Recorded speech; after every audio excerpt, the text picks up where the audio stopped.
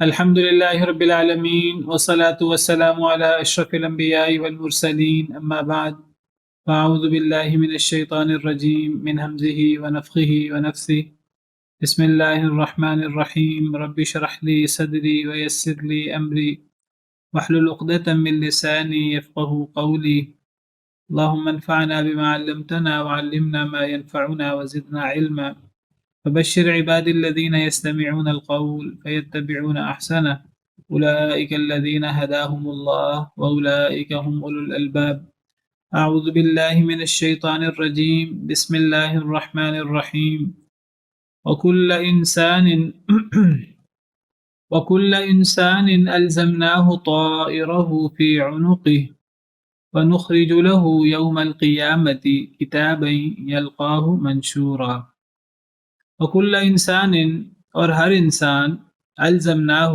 ہم نے لازم کر دیا ہے اس کو، چمٹا دیا ہے اس کے ساتھ، طائرہ اس کے اعمال کو یا اس کی قسمت کو، فی عنقہ اس کی گردن میں، ونخرج له یوم القیامت اور ہم نکالیں گے اس کے لیے قیامت کے دن کتاباً ایک کتاب، یلقاہ منشورا وہ پائے گا اس کو کھلی ہوئی، پھیلی ہوئی۔ اللہ تعالیٰ فرماتے ہیں وَكُلَّ إِنسَانٍ ہر انسان کو الزمناہ طائرہ ہم نے چمٹا دیا ہے اس انسان کے ساتھ، طائرہ طائر کا لفظی مطلب تو پرندہ ہوتا ہے، یہاں مراد طائر سے بعض مفسرین نے انسان کے اعمال مراد لیے ہیں یعنی ہر انسان کے ساتھ ہم نے اس کے اعمال اچھے ہیں یا برے، ہم نے انسان کی گردن میں انسان کے ساتھ انسان کے اعمال وہ چمٹا دیے ہیں، وہ لازم کر دیے ہیں، وہ اعمال انسان سے جدا نہیں ہو سکتے۔ امام ابن کثیر وغیرہ دیگر مفسرین نے یہاں طائرہ سے مراد انسان کے اعمال لیے ہیں۔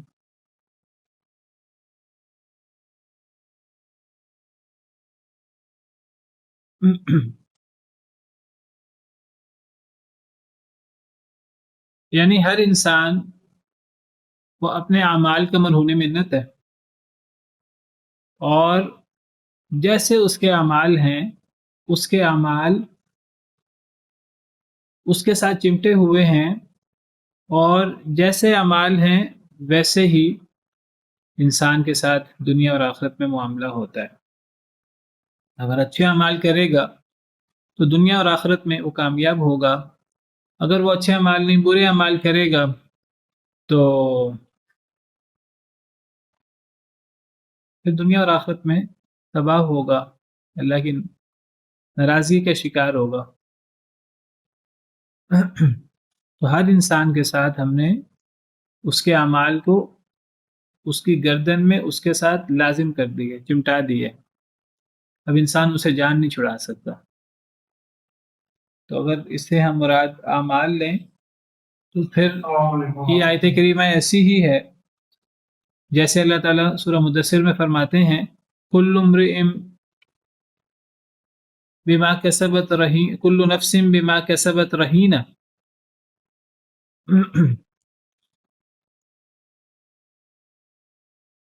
سورہ مدثر آیت نمبر 38، کل نفس بما کسبت رہینہ، ہر نفس ساتھ اس کے جو اس نے کمایا ہے رہن رکھا ہوا ہے۔ اور اسی طرح سورہ طور میں اللہ فرماتے ہیں کل امرئ بما کسب رہین۔ سورہ طور آیت نمبر 21، ہر شخص بما کسب رہین ساتھ اس کے جو اس نے کمایا، رہین وہ گروی ہے اپنے اعمال کا، یعنی گویا کہ انسان کے اعمال، ان اعمال کا نتیجہ وہ انسان کے ساتھ ایسے چمٹا ہوا ہے کہ انسان اس کے اثرات سے اپنے آپ کو الگ نہیں کر سکتا۔ تو اصل چیز انسان کے اعمال ہے۔ دنیا میں بھی انسان کو اس کے اچھے اعمال کا فائدہ ہوتا ہے، جس طرح اللہ تعالیٰ قرآن کریم میں فرماتے ہیں وَلَوْ أَنَّ أَهْلَ الْقُرَىٰ آمَنُوا وَاتَّقَوْا لَفَتَحْنَا عَلَيْهِمْ بَرَكَاتٍ مِّنَ السَّمَاءِ وَالْأَرْضِ، اگر بستیوں والے ایمان لے آئیں، تقوی اختیار کریں، تو ہم ان کے اوپر آسمان و زمین کے دروازے کھول دیں۔ تو اس سے پتہ لگتا ہے کہ اگر ایک انسان ایمان لائے، نیک عمل کرے، تقوی اختیار کرے، تو دنیا میں اللہ تعالیٰ انسان پر نعمتوں کے، رحمتوں کے دروازے آسمانوں سے بھی زمین سے بھی کھول دیتے ہیں، اور آخرت میں تو پھر نیک اعمال کا فائدہ ہوتا ہی ہے۔ اور آخرت میں تو آپ سمجھیے کہ آخرت کی کرنسی ہی نیک اعمال ہیں۔ تو کلوا واشربوا ہنیئا بما اسلفتم فی الایام الخالیہ، کھاؤ اور پیو ہنسی خوشی اس سبب سے جو تم عمل کر چکے ہو گزرے ہوئے زمانے میں، گزرے ہوئے وقت میں۔ قیامت کے دن اللہ تعالیٰ اہل جنت کو فرمائیں گے کہ اب جنت میں تمہارے لیے نعمتیں ہیں، اور یہ نعمتیں تمہارے لیے اس لیے ہیں جو تم دنیا میں عمل کر آئے ہو۔ وَنُودُوا أَن تِلْكُمُ الْجَنَّةُ أُورِثْتُمُوهَا بِمَا كُنتُمْ تَعْمَلُونَ، ندا لگائی جائے گی اہل جنت کو کہ اس جنت کو تمہیں وارث بنایا گیا ہے تمہارے اعمال کی وجہ سے۔ تو انسان اپنے اعمال کی گروی ہے، اعمال انسان کے ساتھ چمٹ جاتے ہیں دنیا میں بھی اور آخرت میں بھی۔ اگر برے اعمال ہیں تو تباہی ہے دنیا میں بھی اور آخرت میں بھی۔ دوسری تفسیر امام شوکانی وغیرہ، انہوں نے طائرہ سے مراد انسان کی قسمت مراد لی ہے۔ وکل انسان، وہ کہتے ہیں کہ مراد یہ ہوگی کہ ہر انسان کو الزمناہ طائرہ، ہم نے لازم کر دیا اس کو طائرہ، اس کی قسمت، فی عنقہ، اس کی گردن میں۔ یعنی ہر انسان اس کی قسمت ہے، اس کی ایک تقدیر ہے، اس کے بارے میں ایک اللہ نے ایک چیز لکھ دی ہے پہلے سے، تو اللہ کی ایک تقدیر ہے۔ تو جو انسان کی تقدیر ہے تو ویسا ہی ہوگا۔ اگر ایک انسان کے لیے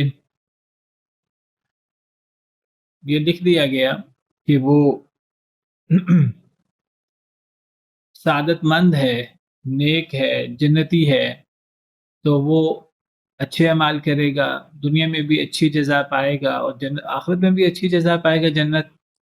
اور اگر ایک انسان کے لیے لکھ دیا گیا کہ یہ اہل شقاوت، بدبختی والوں میں سے ہے، تو وہ برے اعمال کرے گا، اور دنیا میں بھی اس کی بری سزا پائے گا، اور آخرت میں بھی وہ اللہ کے غضب کا شکار ہوگا۔ تو بعض علماء نے یہاں طائرہ سے مراد قسمت مراد لی ہے۔ اللہ نے اپنے علم سے لکھ بھی دیا ہے، اور اللہ صرف یہ تقدیر اللہ کا علم ہی نہیں ہے، بلکہ اللہ کا یہ فیصلہ بھی ہے، اللہ کا قضاء و قدر بھی ہے۔ ایک انسان جیسا اس کا رویہ ہوتا ہے، اللہ اس کے ساتھ پھر ویسا ہی معاملہ کرتے ہیں۔ تو اگر ایک شخص قلب سلیم کا مالک ہے تو اللہ تعالیٰ اس کو نیکی کی ہدایت دیتے ہیں، اللہ اس کی رہنمائی نیکی کی طرف کرتے ہیں۔ اگر وہ نیکی کو اختیار کرتا ہے، اللہ اسے مزید نیکی کی توفیق دیتے ہیں۔ اگر وہ برائی کو اختیار کرتا ہے، وہ اہل شقاوت میں سے ہے، بدبخت ہے، تو پھر اللہ تعالیٰ بھی اسے برائی کی طرف لگا دیتے ہیں۔ تو دو تفسیریں ہیں اس آیت کریمہ کی۔ طائرہ سے مراد یا تو اعمال، ایک انسان اپنے اعمال کے مرہون منت ہے، اور دوسری تفسیر یہ ہے کہ قسمت، کہ ہر انسان کی گردن میں اس کی قسمت، اس کی تقدیر وہ ہے، اور وہ تقدیر سے انسان جان نہیں چھڑا سکتا۔ اور یہاں یہ بات ہمیں سمجھ لینی چاہیے کہ تقدیر سے مراد یہ اللہ کا علم بھی ہے اور اللہ کا فیصلہ بھی ہے۔ تو اللہ تعالیٰ عدل کرنے والے ہیں، ظالم نہیں ہے۔ یہ نہیں ہوتا کہ ایک شخص نیکی کرنا چاہتا ہے اور اللہ نے اس کے بارے میں لکھ دیا کہ وہ اہل جہنم میں سے ہے، ایسا نہیں ہوتا۔ اللہ نے جو بھی لکھا ہے اپنے علم سے، اور جو بھی اللہ کا فیصلہ ہے انسان کے بارے میں، وہ عدل و انصاف پر مبنی ہے۔ ایک انسان قلب سلیم کا مالک ہے تو اللہ تعالیٰ اس کو نیکی کی توفیق دیتے ہیں، اور وہ نیک کام کرتا ہے۔ اور ایک انسان اگر بدبخت لوگوں میں سے ہے تو پھر اللہ اس کو اسی طرف لگا دیتے ہیں جہاں وہ لگنا چاہتا ہے. تو یہ دو تفسیریں ہیں. وَنُخْرِجُ لَهُ يَوْمَ الْقِيَامَةِ اور ہم نکالیں گے اس کے لیے قیامت کے دن کتاباً ایک کتاب یلقاہ منشورا وہ پائے گا اسے منشورا کھلی ہوئی. نشر کا مطلب پھیلی ہوئی، پھیلانا، کھولنا. تو اللہ فرماتے ہیں کہ قیامت کے دن انسان کے سامنے ہمیں کتاب نکالیں گے، انسان کا اعمال نامہ. تو وہ اعمال نامہ انسان کے سامنے کھلا ہوگا. انسان اس اعمال نامے کو پڑھے گا، دیکھے گا. انسان بھول گیا ہو تو بھول گیا ہو، اعمال نامے میں ہر چیز موجود ہوگی. ہر عمل اچھا ہو یا برا ہو وہ اعمال نامے میں موجود ہوگا. بڑے سے بڑا عمل ہو، چھوٹے سے چھوٹا عمل ہو، ہر چیز اعمال نامے میں موجود ہوگی. فَمَن يَعْمَلْ مِثْقَالَ ذَرَّةٍ خَيْرًا يَرَهُ جس نے ذرہ برابر بھی نیکی کی ہوگی وہ اس کو بھی دیکھ لے گا. وَمَن يَعْمَلْ مِثْقَالَ ذَرَّةٍ شَرًّا يَرَهُ جس نے ذرہ برابر بھی گناہ کیا ہوگا وہ اس کو دیکھ لے گا. بلکہ انسان قیامت کے دن حسرت کرے گا. مَا لِهَٰذَا الْكِتَابِ لَا يُغَادِرُ صَغِيرَةً وَلَا كَبِيرَةً إِلَّا أَحْصَاهَا دہائی دے گا اس کتاب کو، اس اعمال نامے کو کیا ہو گیا ہے، نہ کوئی اس نے بڑا عمل چھوڑا ہے نہ کوئی چھوٹا عمل چھوڑا ہے، مگر وہ اس اعمال نامے میں موجود ہے. وَوَجَدُوا مَا عَمِلُوا حَاضِرًا اللہ فرماتے ہیں جو انہوں نے عمل کیا ہوگا چھوٹا بڑا اچھا برا وہ اعمال نامے میں حاضر پائیں گے. تو اللہ فرماتے ہیں ہم نکالیں گے ہر انسان کے لیے قیامت کے دن اللہ نکالیں گے یوم القیامت قیامت کے دن کتاباً ایک کتاب ایک اعمال نامہ یلقاہ منشورا وہ پائے گا اسے، وہ اس سے ملاقات کرے گا اس اعمال نامے سے. وہ اعمال نامہ کھلا ہوگا اس کے سامنے. اقرأ کتابک تو پڑھ اپنا اعمال نامہ اپنی کتاب. یہ کہا جائے گا انسان کو، ہر انسان کو کہا جائے گا کہ اب تیرے سامنے تیرا اعمال نامہ موجود ہے، جو تو نے دنیا میں کیا ایک ایک چیز یہاں موجود ہے. کفا بنفسک اليوم علیک حسیبا کافی ہے تیرا نفس آج کے دن تجھ پر حساب لینے والا. اللہ فرمائیں گے تو اپنا اعمال نامہ خود ہی پڑھ. اب آج تو خود ہی اپنا حساب لگا، تو خود ہی اندازہ کر کہ تو کیسا ہے، تو اچھا ہے یا برا ہے، اور تیرے ساتھ اچھا معاملہ ہونا چاہیے برا معاملہ ہونا چاہیے. کوئی لمبے چوڑے حساب کی ضرورت نہیں ہے. ہر انسان کو ایک ایک چیز خود سمجھ آ رہی ہوگی. ہر انسان اپنا جائزہ خود ہی لے رہا ہوگا. ہر انسان کو پوری طرح سمجھ آ رہی ہوگی کہ میں نے اچھا معاملہ کیا دنیا میں یا برا معاملہ کیا، میں کیسا شخص ہوں. اگر دنیا کے اندر گناہ کیے ہوں گے تو اپنے آپ کو ملامت کر رہا ہوگا اپنے اعمال برے اعمال دیکھ دیکھ کر. اگر اچھے اعمال کیے ہوں گے تو خوش ہو رہا ہوگا. تو اللہ فرماتے ہیں کہ آج تیرا نفس وہی کافی ہے حساب لینے کے لیے، خوش ہونے کے لیے یا تجھے ملامت کرنے کے لیے. تجھے کسی دوسرے کی ملامت کی ضرورت نہیں ہے.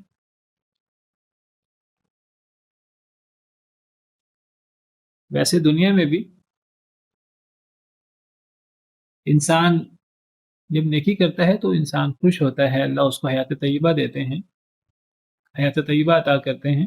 جب انسان برائی کرتا ہے تو انسان کو اندر سے پتا ہوتا ہے میں برائی کر رہا ہوں، میں غلط ہوں. چاہے لوگوں کے سامنے وہ اپنے آپ کو جتنا مرضی جسٹیفائی کرے، جتنا مرضی اپنے آپ کو اپنا عذر پیش کرنے کی کوشش کرے، الٹے سیدھے بہانے لگائے، ایک انسان کو اندر سے پتا ہوتا ہے کہ میں کیا ہوں، میں کیسا ہوں. سورہ قیامہ میں اللہ فرماتے ہیں بل الانسان علی نفسہ بصیرہ ولو القی معاذیرہ. لوگوں کے سامنے انسان جتنے مرضی عذر پیش کرے کہ جی مجھے تو دین کا پتہ نہیں ہے، میں اس لیے دین پہ عمل نہیں کرتا، مجھے تو فلاں مسئلے کا پتہ نہیں، فلاں چیز کا پتہ نہیں، یا فلاں کام میں نے اس لیے نہیں کیا، فلاں کام میں نے اس لیے نہیں کیا. لوگوں کے سامنے انسان جھوٹے سچے عذر پیش کر دیتا ہے. اندر سے انسان کو پتہ ہوتا ہے کہ صحیح بات کیا ہے. بل الانسان علی نفسہ بصیرہ انسان اپنے نفس کے بارے میں خوب دیکھنے والا ہوتا ہے. انسان کو بڑا پتہ ہوتا ہے اپنے نفس کے بارے میں. ولو القی معاذیرہ چاہے وہ لوگوں کے سامنے اپنے آپ کو جسٹیفائی کرتا پھرے. کئی لوگ ہیں اللہ معاف کرے ان کو پتہ ہے سود کھانا اللہ رسول سے جان گئے, سود کھا رہے ہیں, سودی کاروبار سے منسلک ہیں. لوگ ان سے بات کریں وہ بڑے عذر پیش کریں گے کہ جی اب کوئی اور جاب نہیں ملتی, کوئی اور روزی روٹی کا بندوبست نہیں ہے, کوئی اور صورت ممکن نہیں ہے. لوگوں کے سامنے عذر پیش کریں گے. قرآن و سنت کی نصوص کو تعویل کرنے کی یا تو لوگوں کو تو مطمئن کرنے کی کوشش کریں گے, لوگوں کے سامنے تو عذر پیش کریں گے, اندر سے انہیں پتہ ہوگا. اسی طرح دیگر اعمال ہیں. انسان کتاب و سنت کی خلاف ورزی کر رہا ہوتا ہے, لوگ پوچھتے ہیں, انسان لوگوں کے سامنے تو الٹے سیدھے عذر پیش کر دیتا ہے, لوگوں کو تو چپ کرا دیتا ہے, اندر سے انسان کو پتہ ہوتا ہے کہ میں صحیح نہیں کر رہا. قیامت کے دن تو انسان کے اعمال انسان کے سامنے کھلے نظر آ رہے ہوں گے. انسان کو چھوٹے بڑے اعمال انسان خود ہی اپنا حساب لے گا. انسان کا نفس ہی کافی ہے اس کا محاسبہ کرنے کے لیے. اللہ نے تو حساب لینا ہی ہے. من اهتدى فإنما يهتدي لنفسه, جو ہدایت یافتہ ہوتا ہے سوائے اس کی کہ نہیں وہ تو ہدایت یافتہ ہوتا ہے اپنے نفس کے لیے. کوئی بندہ ہدایت پر چل کے نیکی کر کے اللہ پر احسان نہیں کرتا, دین پر احسان نہیں کرتا, نبی پر احسان نہیں کرتا, دیگر مسلمانوں پر احسان نہیں کرتا, ایک انسان اپنے آپ پر احسان کرتا ہے. ہم نے اسی صورت کے شروع میں پڑھا, ان احسنتم احسنتم لانفسکم, اے یہودیو اگر تم نیکی کرو گے, اے بنی اسرائیل اگر نیکی کرو گے تو اپنے نفس کے لیے نیکی کرو گے, اپنے نفس پر احسان کرو گے. وَإِنْ أَسَأْتُمْ فَلَهَا, اگر برائی کرو گے تو اپنے نفس کے خلاف برائی کرو گے. تو جو بندہ ہدایت پر چلتا ہے تو اس کی ہدایت کا فائدہ اسے ہی ہوتا ہے, کسی کا کسی پر کوئی احسان نہیں. وَمَنْ ضَلَّ فَإِنَّمَا يَضِلُّ عَلَيْهَا, جو گمراہ ہوتا ہے تو اپنے نفس کے خلاف گمراہ ہوتا ہے.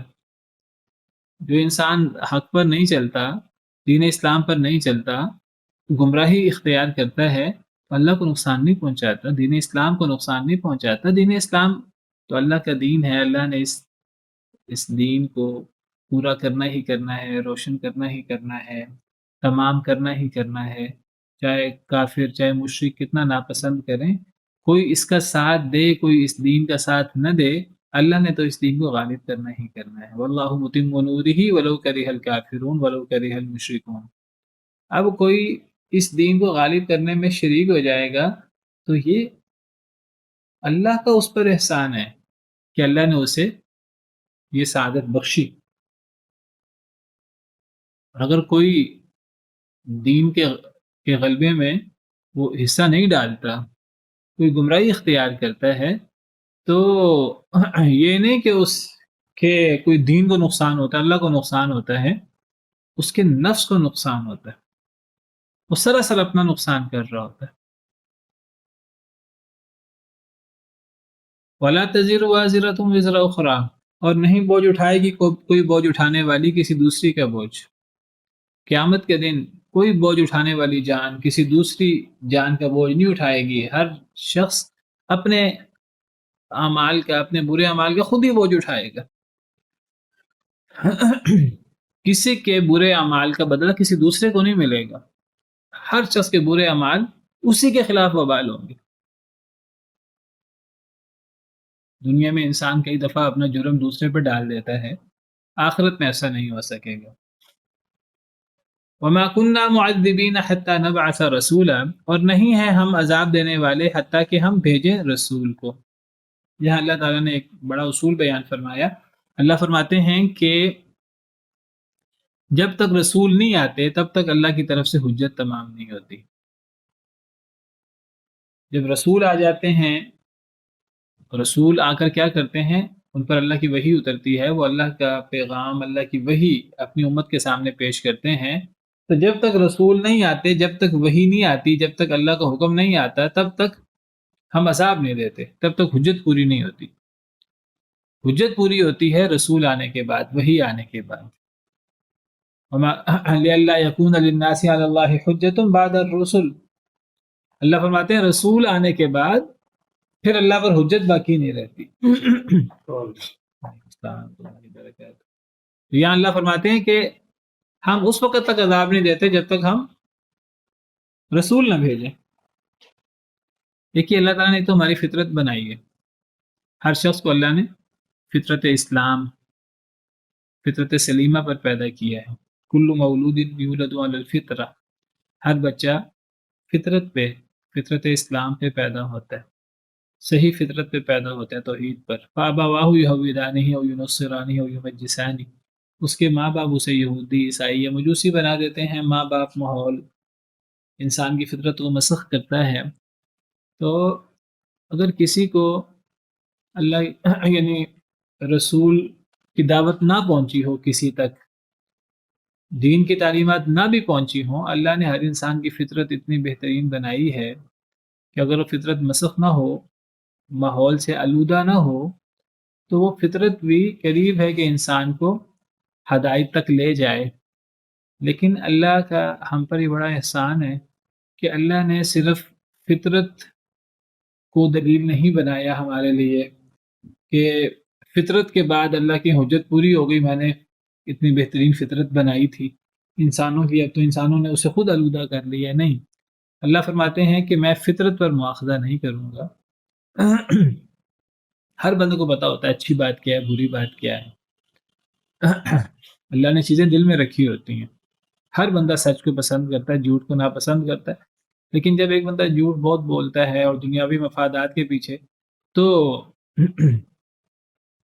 وہ اپنی فطرت کے خلاف وہ جھوٹ بول رہا ہوتا ہے، اسے اندر سے پتہ ہوتا ہے کہ جھوٹ بولنا اچھی بات نہیں، بری بات ہے۔ لیکن اللہ تعالیٰ نے فطرت کے بعد کسی تک رسول کا پیغام پہنچے تو وہی پہنچنے سے پہلے اللہ فرماتے ہیں کہ میں عذاب نہیں دوں گا۔ رسول آنے کے بعد حجت تمام ہوتی ہے۔ رسول آنے کے بعد اگر کوئی نہ مانے تو پھر اللہ عذاب دیتے ہیں، ورنہ عذاب نہیں دیتے۔ تو گویا کہ حجت پوری ہوتی ہے رسول آنے کے بعد۔ یعنی اللہ تعالیٰ، ایک تو اللہ نے ہماری فطرت بنائی، فطرت سلیمہ، اور ہمیں اس فطرت پہ پیدا کیا، اور نمبر دو اللہ تعالیٰ وہی بھیجتے ہیں تو اللہ نے ڈبل انتظام کیا ہے۔ جب ڈبل انتظام اللہ کی طرف سے پورا ہوتا ہے تب حجت پوری ہوتی ہے، یہ اللہ کا احسان ہے۔ تو اللہ فرماتے ہیں کہ اگر ہم رسول نہ بھیجیں تو ہم عذاب نہیں دیں گے، نہیں ہم عذاب دینے والے حتیٰ کہ ہم رسول بھیج دیں۔ تو رسول آنے کے بعد، رسول کی تعلیمات کسی شخص پہنچنے کے بعد ہی وہ شخص جزا یا سزا کا مستحق ہوتا ہے۔ وَإِذَا أَرَدْنَا أَن نُهْلِكَ قَرْيَةً أَمَرْنَا مُتْرَفِيهَا فَفَسَقُوا فِيهَا فَحَقَّ عَلَيْهَا الْقَوْلُ فَدَمَّرْنَاهَا تَدْمِيرًا۔ وَإِذَا أَرَدْنَا، اور جب ہم ارادہ کریں، اور جب ہم ارادہ کرتے ہیں، أَن نُهْلِكَ قَرْيَةً، یہ کہ ہم ہلاک کریں کسی بستی کو، أَمَرْنَا مُتْرَفِيهَا، تو ہم حکم دیتے ہیں مترفیہا، اس بستی کے مالدار لوگوں کو۔ مترف، مترفون، مترفین، وہ لوگ جن پر اللہ کی بڑی نعمتیں ہوں، بڑا انعام ہو، بڑا مال و دولت ہو، اقتدار ہو، بڑے عیش و عشرت میں مبتلا ہوں، تو ایسے لوگوں کو مترف کہتے ہیں۔ تو اللہ تعالیٰ فرماتے ہیں وَإِذَا أَرَدْنَا أَن نُهْلِكَ قَرْيَةً، جب ہم ارادہ کرتے ہیں کہ ہم کسی بستی کو ہلاک کریں، أَمَرْنَا مُتْرَفِيهَا، تو ہم حکم دیتے ہیں مترفیہا، اس بستی کے ان لوگوں کو جو بڑی نعمتوں میں ہیں، مالدار لوگوں کو، سردار قسم کے لوگوں کو۔ فَفَسَقُوا فِيهَا، تو وہ فسق و فجور کرتے ہیں اس بستی میں۔ فَحَقَّ عَلَيْهَا الْقَوْلُ، تو پھر اس بستی پر حق ہو جاتی ہے بات، کون سی بات؟ عذاب کی۔ فَدَمَّرْنَاهَا تَدْمِيرًا، بس ہم تباہ و برباد کر دیتے ہیں اس بستی کو، تدمیرہ، تباہ و برباد کرنا۔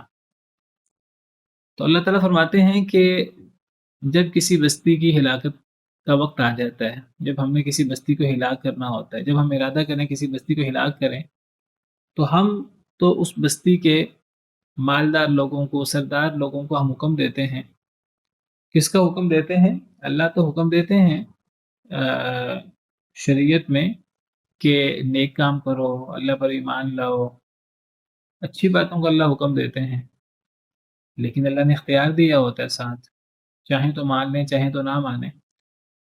اللہ تو انہیں حکم دیتے ہیں، یہاں موجود نہیں اللہ کیا حکم دیتے ہیں، تو ہم انہیں حکم دیتے ہیں مترفیہ ان کے مالدار لوگوں کو، یعنی ہم تو مالدار لوگ ہوں یا دیگر لوگ ہوں، ہم تو ان سب کو حکم دیتے ہیں کہ وہ اللہ کی بات مانیں، اللہ کے دین پر عمل کریں، لیکن وہ کیا کرتے ہیں؟ فَفَسَقُوا فِيهَا، تو وہ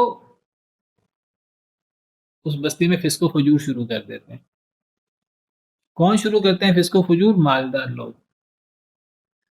گویا کہ مالدار لوگوں کی طرف سے، سردار قسم کے لوگوں کی طرف سے زیادہ اللہ کی نافرمانی ہوتی ہے۔ یہاں مالدار لوگوں کا ذکر ہے، اس کا مطلب یہ نہیں ہے کہ جو مالدار نہیں ہیں تو وہ فسق و فجور نہیں کرتے، وہ اللہ کی نافرمانی نہیں کرتے، نہیں، وہ بھی اللہ کی نافرمانی کرتے ہیں، لیکن مالدار لوگ زیادہ اللہ کی نافرمانی کرتے ہیں۔ یعنی انسان کی ایک طریقہ کار ہے انسان کا کہ جب انسان پر اللہ کی نعمتیں زیادہ ہوتی ہیں تو پھر انسان زیادہ طغیانی، زیادہ اللہ کی نافرمانی کرتا ہے۔ کلا ان الانسان لیطغی ان رآہ استغنی، اللہ فرماتے ہیں کہ ہرگز نہیں، انسان اس وقت سرکشی کرتا ہے ان رآہ استغنی، جب وہ اپنے آپ کو بڑا مالدار، بڑا غنی پاتا ہے، جب اللہ اس کو کسی کا محتاج نہیں بناتے، تب ایک انسان اپنے آپ کو، جب وہ دیکھتا ہے کہ میں مستغنی ہوں، مجھے کسی کی ضرورت نہیں ہے، میرے پاس بڑا مال ہے، بڑا اقتدار ہے، تو اس وقت پھر انسان سرکش، زیادہ سے زیادہ سرکش ہو جاتا ہے، متکبر ہو جاتا ہے۔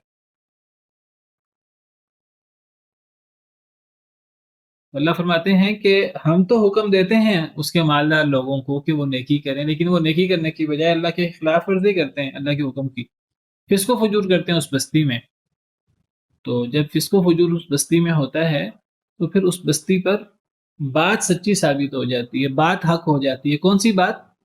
اللہ نے جو لکھا ہوتا ہے تقدیر میں، اللہ کو تو پہلے سے پتہ ہے، اللہ نے لکھا ہوتا ہے، تو اللہ کی لکھی ہوئی بات جب وہ بستی کے مالدار لوگ فسق و فجور کرتے ہیں تو اللہ کی بات مجھے لکھی ہوئی سچ ثابت ہو جاتی ہے کہ یہ بستی جو ہے یہ فسق و فجور کرے گی، اللہ کی نافرمانی کرے گی۔ جب وقت آتا ہے تو پھر اللہ کی تقدیر والی بات حق ہو جاتی ہے، پھر اللہ اس بستی کو تباہ و برباد کر دیتے ہیں۔ فدمرناها تدمیرا، بس ہم اس بستی کو تباہ و برباد کر دیتے ہیں۔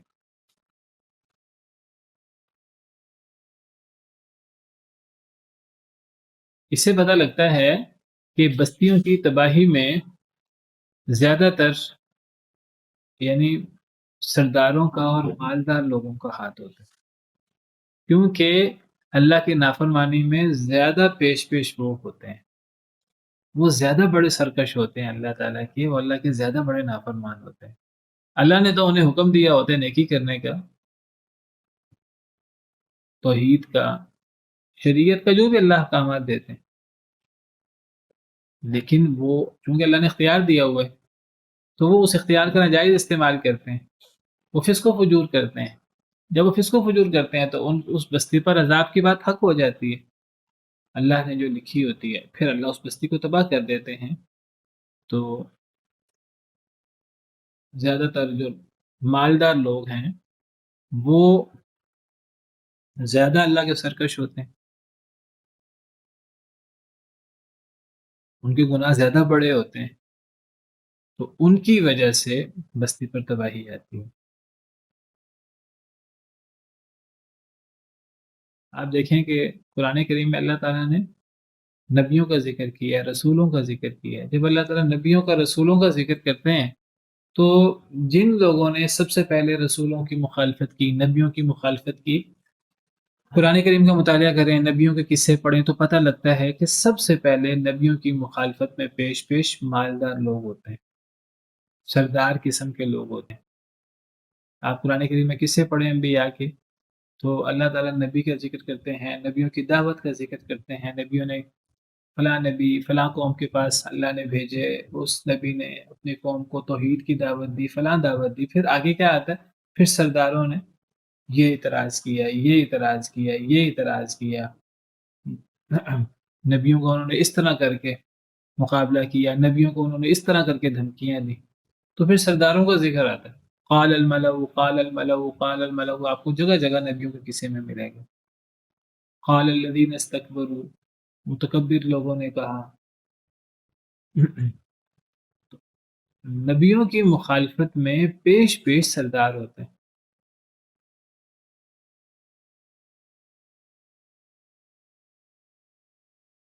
تو یہاں بھی اللہ تعالیٰ فرماتے ہیں بستیوں کی تباہی کی مین وجہ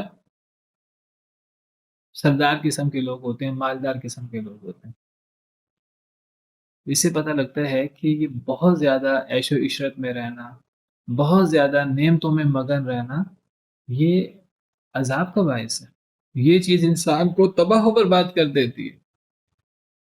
انسان یہ کہے کہ میرے پاس بہت مال و دولت ہو، بہت نعمتیں ہوں، اللہ نے ہمیں دنیا میں بہت نعمتوں کے لیے نہیں بھیجا، اللہ نے ہمیں دنیا میں بہت زیادہ آسائشوں کے لیے نہیں بھیجا، اللہ نے اس کے لیے آخرت رکھی ہے۔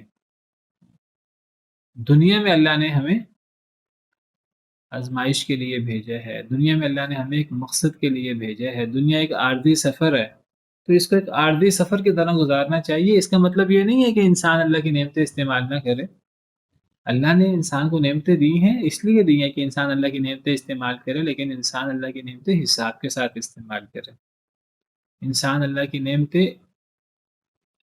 اسراف کے بغیر استعمال کرے۔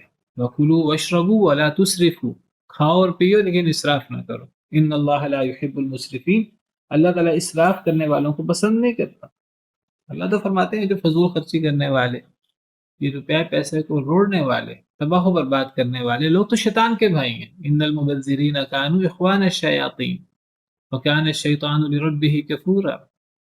اللہ فرماتے ہیں دیکھو انسان کتنا متکبر ہے، انسان بڑے فخر سے کہتا ہے اہلکت مال اللبدا، یقول اہلکت مال اللبدا، انسان کہتا ہے میں نے تو بڑا مال تباہ کر دیا، میں نے تو بڑا مال ضائع کر دیا، میں نے تو فلاں شادی پہ میں نے تو اتنے لاکھ اور اتنے کروڑ لگا دیے، میں نے فلاں لباس پہ اتنی رقم لگا دی، میں نے فلاں چیز پہ اتنی رقم لگا دی۔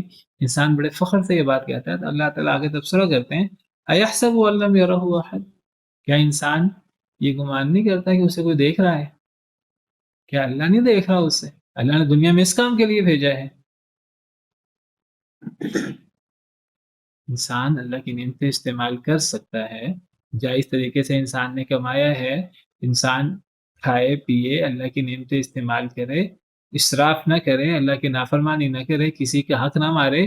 اگر اللہ نے مال دیا ہے، اللہ نے نعمتیں کی ہیں، تو انسان اللہ کے احکامات کے مطابق زندگی گزارے، یہاں بھی خرچ کرے، یہاں بھی خرچ کرے، تو ایسا شخص تو قابل رشک ہے۔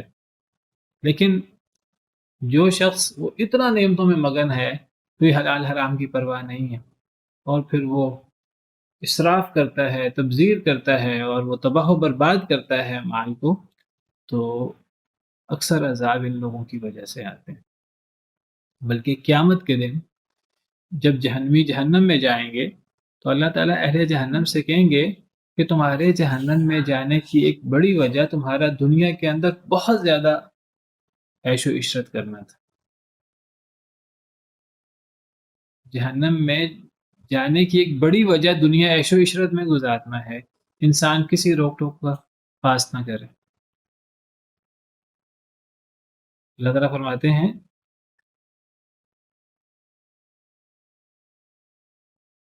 سورہ واقعہ میں،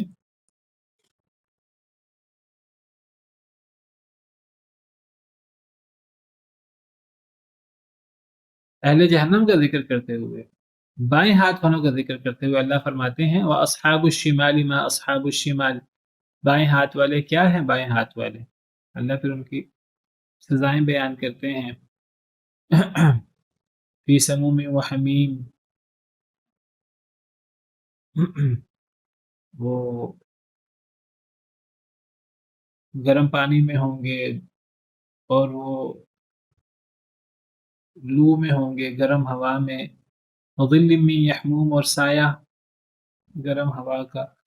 باہر مختلف قسم کے عذاب ہیں اہل جہنم کے، گرم پانی اور گرم ہوا اور لو، اور لا بارد ولا کریم، نہ کوئی ٹھنڈک ہوگی نہ کوئی اس میں انسان کو سکون ملے گا. جہنم اور اہل جہنم کی بات ہو رہی ہے، اصحاب الشمال کی بات ہو رہی ہے، بائیں ہاتھ والوں کی. اللہ فرماتے ہیں انہم کانوا قبل ذلک مترفین، جہنم میں جانے کی وجہ کیا ان کے لیے ہوئی، یہ اس سے پہلے بڑی نعمتوں میں رہا کرتے تھے. یہ ایک وجہ ہے، پہلی وجہ ان کے جہنم میں جانے کی. پیچھے تو سزائیں ذکر کی ہیں، اب یہاں وجہ بیان کی ہے کہ یہ دنیا عیش و عشرت میں گزارتے تھے. دنیا اللہ نے عیش و عشرت میں گزارنے کے لیے تو اللہ نے ہمیں دنیا میں نہیں بھیجا. دنیا تو اللہ نے فضول گپیوں کے لیے نہیں بھیجا، اللہ نے تو دنیا میں کسی مقصد کے لیے بھیجا ہے. انسان اللہ کی نعمتیں استعمال کر سکتا ہے حساب کے ساتھ، اللہ کے بتائے ہوئے طریقے کے ساتھ، لگے بندے طریقے کے ساتھ. وَأَمَّا بِنِعْمَةِ رَبِّكَ فَحَدِّثْ، اپنے رب کی نعمت کو بیان کیجیے. مَا يَفْعَلُ اللَّهُ بِعَذَابِكُمْ إِن شَكَرْتُمْ وَآمَنْتُمْ، اللہ تمہیں عذاب دے کر کیا کرے گا اگر تم شکر کرتے رہے اور ایمان لائے. اگر ایک انسان ایمان لاتا ہے، شکر کرتا ہے اللہ کی نعمتوں پر، اللہ کی نعمتوں کا حق ادا کرتا ہے، تو پھر اللہ عذاب نہیں دیتے.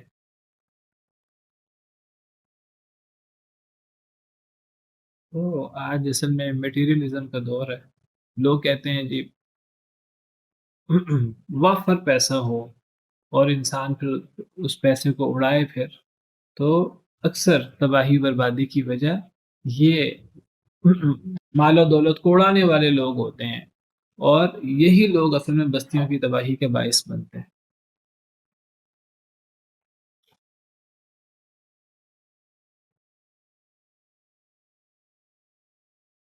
تو ایک تفسیر اس آیت کریمہ کی یہ ہے، جب ہم کسی بستی کو ہلاک کرنے کا ارادہ کرتے ہیں تو ہم حکم دیتے ہیں مترفیہ اس بستی کے مالدار لوگوں کو. یہاں ذکر نہیں کس بات کا حکم دیتے ہیں، ہاں آگے ذکر ہے کہ وہ پھر فسق و فجور اللہ کی نافرمانی کرتے ہیں.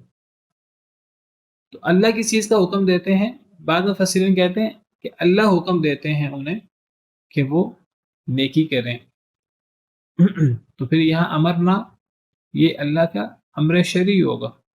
اللہ شریعت میں انہیں حکم دیتے ہیں کہ وہ نیکی کریں، وہ توحید پر عمل پیرا ہوں، اللہ کے احکامات مانیں. لیکن وہ اللہ نے چونکہ انہیں اختیار دیا ہوا ہے، وہ اللہ کے اس شریعت پر عمل کرنے کی بجائے، اللہ کے احکامات پر عمل کرنے کی بجائے وہ اللہ کے احکامات کی خلاف ورزی کرتے ہوئے فسق و فجور کرتے ہیں.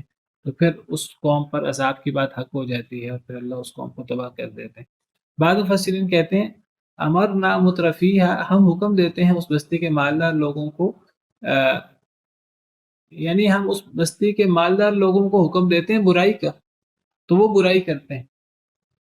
بعض مفسرین نے یہاں امرنا کا مفعول یہ نکالا ہے کہ ہم انہیں برائی کا حکم دیتے ہیں اور پھر وہ برائی کرتے ہیں. تب پھر ہم امرنا سے کیا مراد لیں گے؟ اگر ہم یہاں برائی مراد لیں تب پھر ہم امرنا سے اللہ کا امر کونی مراد لیں گے، امر شرعی مراد نہیں لیں گے. آپ کو پتہ اللہ کا ایک ارادہ کونیہ ہوتا ہے، ایک ارادہ شرعیہ ہوتا ہے. یعنی دونوں دونوں تفسیریں ملتی جلتی ہیں، دونوں تفسیروں میں زیادہ فرق نہیں ہے، دونوں تفسیریں ملتی جلتی ہیں. نتیجہ ایک ہی ہے. ایک تفسیر یہ ہے کہ جب ہم کسی بستی کو ہلاک کرنے کا ارادہ کرتے ہیں، ہم اس بستی کو، ہم نے تو نیکی کرنے کا حکم دیا ہوتا ہے، لیکن وہ جو اللہ کا یعنی شریعت میں اللہ نے حکم دیا ہم نیکی کریں، لیکن اللہ نے چونکہ اختیار دیا ہوا ہے تو وہ اس اختیار کے تحت وہ اللہ کی بات ماننے کی بجائے اللہ کی خلاف ورزی کرتے ہیں اور فسق و فجور کرتے ہیں. امرنا کا مطلب ہوگا ہم اس بستی کو نیکی کرنے کا حکم دیتے ہیں. تو یہاں امرنا سے مراد اللہ کے ارادہ شرعی ہے اور اللہ کا امر شرعی مراد ہوگا. لیکن لوگوں نے بات نہیں مانی، خاص طور پہ جو مالدار لوگ تھے، جو سردار لوگ تھے، انہوں نے فسق و فجور کیا تو اللہ نے اس بستی کو تباہ کر دیا. دوسری تفسیر یہ ہے کہ ہم اس بستی کے مالدار لوگوں کو حکم دیتے ہیں گناہ کرنے کا، غلط کام کرنے کا، تو وہ فسق و فجور کرتے ہیں. تو اس صورت میں امرنا یہ اللہ کا ارادہ کونیہ ہوگا، یہ اللہ کا امر کونی ہوگا. پہلی تفسیر ہے ہم انہیں نیکی کا حکم دیتے ہیں لیکن وہ فسق و فجور کرتے ہیں. اللہ نیکی کا حکم دیتے ہیں اور فسق و فجور کیسے کرتے ہیں؟ اللہ کے دیے ہوئے اختیار کے تحت. تو دوسری تفسیر یہ ہے کہ ہم انہیں حکم بھی برائی کا دیتے ہیں تو وہ برائی کرتے ہیں. تو یہاں حکم سے مراد اللہ کا امر کونی ہوگا. امر کونی سے مراد وہ جو اللہ نے اختیار دیا ہے. اصل میں دیکھیے، اگر اللہ کسی کو نیکی کا حکم دے اور اللہ نے اسے اختیار دیا ہے، تم چاہے تو اللہ کا حکم مانو چاہے اللہ کا حکم نہ مانو، اور وہ اللہ کا حکم نہ مانے تو گویا کہ اس نے جو اللہ کی نافرمانی کی ہے وہ اللہ کے حکم سے ہی کی ہے. یہ اللہ کا ارادہ کونیہ ہے، کیونکہ اگر اللہ نے اسے اختیار نہ دیا ہوتا تو وہ اللہ کی نافرمانی نہ کر سکتا. تو پھر امر سے مراد یہاں یہ ہوگا. تو صرف یہ دونوں تفسیروں میں الفاظ کا فرق ہے، ورنہ نتیجہ دونوں تفسیروں کا ایک ہی ہے. اگر پہلی تفسیر لیں تو اللہ کا شرعی حکم مراد ہوگا، لیکن انہوں نے اللہ کے دیے ہوئے اختیار کا غلط استعمال کیا. وہ اختیار بھی تو اللہ کا دیا ہوا، فسق و فجور انہوں نے کیا. اور دوسری تفسیر کے مطابق اللہ نے انہیں حکم ہی، اللہ نے انہیں ان کے دل میں برائی کا خیال ڈال دیا. یہ اللہ کا ارادہ کونیہ ہوا، اللہ کا ارادہ شرعیہ نہ ہوا، اللہ کا ارادہ کونیہ ہوا. یعنی انہوں نے اللہ کے دیے ہوئے اختیار کا غلط استعمال کر کے وہ برائی کرتے تھے، اللہ نے بھی انہیں برائی پر لگا دیا تو انہوں نے فسق و فجور کیا تو ان پر عذاب کی بات حق ہو گئی. تو دو تفسیریں ہیں اس آیت کریمہ کی، نتیجہ ایک ہی ہے دونوں تفسیروں کا.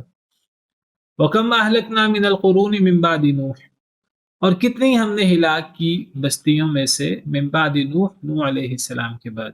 اللہ فرماتے ہیں کہ جس بستی نے بھی اللہ کی نافرمانی کی ہے تو اللہ نے اس بستی کو چھوڑا نہیں ہے. پھر اللہ نے اس بستی کو ہلاک کیا ہے، اسے سزا دی ہے دنیا میں. حضرت نوح علیہ السلام کی قوم کے بعد، حضرت نوح علیہ السلام کے بعد اس قوم کو بھی اللہ نے تباہ و برباد کیا، ان کے نافرمان لوگوں کو. تو ان کے بعد آنے والی سینکڑوں ہزاروں قوموں کو اللہ نے ہلاک کیا ہے ان کے گناہوں کی وجہ سے. تو جب اللہ نے اتنی بستیوں کو اللہ نے ہلاک کیا ہے تو پھر قریش اگر اللہ کی نافرمانی کریں گے تو اللہ انہیں عذاب کیوں نہیں بھیج، ان پر عذاب کیوں نہیں بھیج سکتے؟ اگر بعد والے اللہ کی نافرمانی کریں، آج کے لوگ اللہ کی نافرمانی کریں تو اللہ ان پر عذاب کیوں نہیں بھیج سکتے؟ اللہ انہیں بھی ہلاک کر سکتے ہیں. تو یہ ایک دھمکی ہے، ہمیں پچھلی قوموں کے حالات بیان کر کے ان سے عبرت حاصل کرنے کا گویا کہ حکم دیا جا رہا ہے. کتنی ہم نے ہلاک کی بستیاں نوح علیہ السلام کے بعد.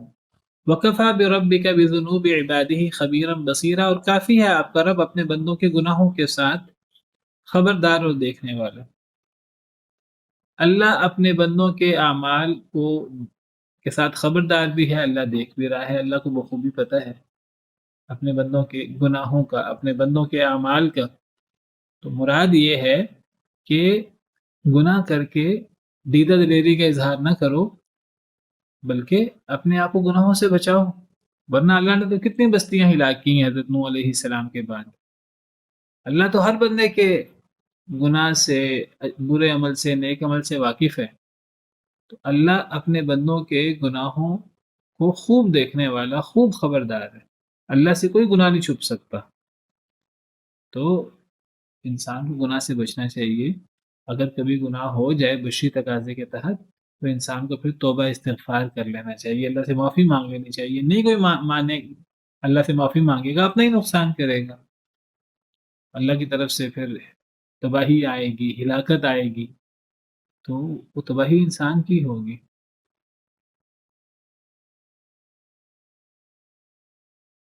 من كان يريد العاجلة عجلنا له فيها ما نشاء لمن نريد ثم جعلنا له جهنم. جو ہے ارادہ کرتا العاجلت، عاجلت کا، جلدی آنے والی کا، یعنی دنیا عاجلت ہے اور اس کے بالمقابل آخرت ہے. عاجلہ جلدی آنے والی، فوری فائدہ، دنیا کا فائدہ، اور اس کے بالمقابل آخرت ہے، آخرت کا فائدہ، بعد میں آنے والا فائدہ، جس کی سزا یا جزا بعد میں ملنی ہے دوسری زندگی میں، اس کو آخرت کہتے ہیں. تو العاجلہ دنیا کا فائدہ. جو ہے چاہتا دنیا کا فائدہ، جلدی فائدہ. عجلنا له فیہا، ہم جلدی دے دیتے ہیں لہو اس کو، اس شخص کو، فیہا اس دنیا میں، اس عاجلت میں، ما نشاء جو ہم چاہتے ہیں، لمن نرید جس کے لیے ہم چاہتے ہیں، ثم جعلنا له جہنم پھر ہم بنا دیتے ہیں اس کے لیے جہنم، یصلاها مذموما مدحورا وہ داخل ہوگا اس میں مذمت کیا ہوا، مدحورا دھتکارا ہوا۔ بہت غور طلب آیت ہے، بڑی عظیم آیت ہے، ہر آیت اللہ کی بڑی عظیم ہے، غور کرنے والی ہے۔ یہ آیت خاص طور پر اللہ فرماتے ہیں کہ جو دنیا کا فائدہ چاہتا ہے، جو فوری فائدہ چاہتا ہے، جو چاہتا ہے میں جو کام بھی کروں مجھے اس کا فوری فائدہ مل جائے، مجھے کوئی کام آخرت کے لیے نہیں کرنا، مجھے کسی کام کا اجر آخرت میں نہیں لینا، مجھے بس دنیا کا فائدہ چاہیے، تو اللہ فرماتے ہیں کہ جو دنیا چاہتا ہے، عاجلت چاہتا ہے، تو دنیا ہم اس جلدی دے دیتے ہیں اس کو، اس دنیا میں ما نشاء جو ہم چاہیں، لمن نرید جتنا جس کے لیے ہم چاہیں۔ دنیا ملتی ہے کہ نہیں ملتی میں اس کی وضاحت کرتا ہوں، لیکن اگلی بات بہت اہم ہے، بہت ڈرنے والی ہے۔ ثم جعلنا له جہنم پھر ہم بنا دیتے ہیں اس کے لیے جہنم، یصلاها مذموما مدحورا وہ داخل ہوگا اس جہنم میں مذمت کیا ہوا، دھتکارا ہوا۔ یعنی اگر ایک شخص دنیا کے لیے عمل کرتا ہے، فوری فائدہ چاہتا ہے، تو اس نے جب آخرت چاہی ہی نہیں تو پھر اس کو اس عمل سے، چاہے وہ عمل اچھا ہو یا برا ہو، اس کو اس عمل سے کبھی آخرت کا فائدہ نہیں ہوتا۔ آخرت میں اس کے لیے پھر کوئی، یعنی آخرت کی زندگی میں اس کے لیے اس کو کوئی فائدہ نہیں ہوگا، اس کی آخرت تباہ ہوگی۔ جو ہمیشہ کی زندگی ہے، جو دائمی زندگی ہے، جو اصل زندگی ہے، جس کی سزا بھی بہت زیادہ ہے، جس کی جزا بھی بہت زیادہ ہے، تو جو دنیا کے لیے عمل کرتا ہے آخرت تباہ ہو گئی اس کی، کیونکہ اس نے آخرت کے لیے عمل کیا ہی نہیں۔ وہ آخرت میں اب پھر ہمیشہ وہ سڑتا رہے گا اور ہمیشہ وہ اللہ کے عذاب میں مبتلا رہے گا۔ اب جس دنیا کے لیے اس نے عمل کیا ہے وہ دنیا اسے ملتی کہ نہیں ملتی؟ اللہ فرماتے ہیں عجلنا له فیہا ما نشاء لمن نرید ہم دنیا دے دیتے ہیں اس کو جو ہم چاہتے ہیں، یعنی جتنی ہم چاہتے ہیں، لمن نرید جس کو ہم چاہتے ہیں۔ دو باتیں بڑی اہم، جو دنیا چاہے، ایک بات تو طے ہوئی کہ آخرت کا پتہ صاف ہوا، آخرت میں کچھ نہیں ہے۔ اب دنیا چاہی، دنیا ملی کہ نہیں ملی؟ تو اللہ فرماتے ہیں کہ جس کو ہم چاہیں گے اس کو دنیا دیں گے، لمن نرید جس کو ہم چاہیں گے۔ ممکن ہے ایک بندہ دنیا چاہتا ہے، اللہ چاہتے ہی نہیں اللہ اسے دنیا دیں، تو ایسے شخص کو دنیا نہیں ملے گی۔ جس کو ہم چاہیں گے اس کو ملے گی، جس کو نہیں چاہیں گے نہیں ملے گی۔ دنیا صرف چاہت سے نہیں ملتی، دنیا سے ایک انسان چاہے دنیا کے لیے تگ و دو کرے، تگ و دو سے بھی ضروری نہیں کہ انسان کو ملے، کیونکہ انسان کے ہاتھوں سے صرف کوشش ہے، نتیجہ تو اللہ کے ہاتھ میں ہے۔ اگر ایک شخص دنیا چاہے، آخرت کا تو پتہ صاف ہو گیا، آخرت تو تباہ ہو گئی اس کی۔ اب دنیا ملے گی کہ نہیں ملے گی، چاہے اس نے بڑی کوشش کی ہو، جس کے لیے اللہ چاہیں گے اس کو ملے گی، جس کو اللہ نہیں چاہیں گے اس کو نہیں ملے گی۔ لمن نریدو کا مطلب یہ ہے، اور ما نشاء کا کیا مطلب ہے؟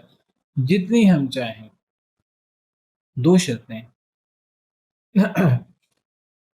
دیکھیے میں مثال سے آپ کو بات کرتا ہوں۔ ایک بندہ کہتا ہے کہ مجھے 10 کروڑ روپے چاہیے، وہ 10 کروڑ روپے کے لیے وہ دعا بھی کرتا ہے، وہ اس کے لیے محنت بھی کرتا ہے، اس کے لیے کوشش بھی کرتا ہے، اس کو 10 کروڑ چاہیے، اس کو آخرت نہیں چاہیے، اس کو یہ نہیں چاہیے کہ جائز ہے کہ ناجائز ہے، بس اس کو توبہ و کرہا، اس کو جائز سے ناجائز طریقے سے اس کو 10 کروڑ روپیہ چاہیے، اس کے سامنے آخرت کی کوئی پرواہ نہیں ہے، اس کو بس دنیا کا مال چاہیے۔ اللہ فرماتے ہیں آخرت تو تباہ ہو گئی، آخرت میں تو کچھ نہیں ملنا۔ اب چاہے اس نے محنت کی ہے کہ نہیں کی، بس اس نے دنیا چاہیے، 10 کروڑ چاہے۔ اب اللہ چاہیں گے تو اس کو یہ پیسے ملیں گے، اللہ نہیں چاہیں گے تو نہیں ملیں گے۔ اگر اللہ نے نہ چاہا تو اس کی محنت اور تگدو کا کوئی فائدہ نہیں ہوا۔ اچھا، اللہ چاہیں گے تو ملے گا۔ اب اللہ نے چاہا چلو ٹھیک ہے میں اس کو دے دیتا ہوں، تو اب اللہ نے چاہا کہ میں اسے دے دوں، کتنی ملے گی؟ کیا 10 کے 10 مل جائیں گے؟ اگر اللہ نے نہ چاہا تو کچھ نہیں ملے گا، ساری محنت ضائع ہو جائے گی۔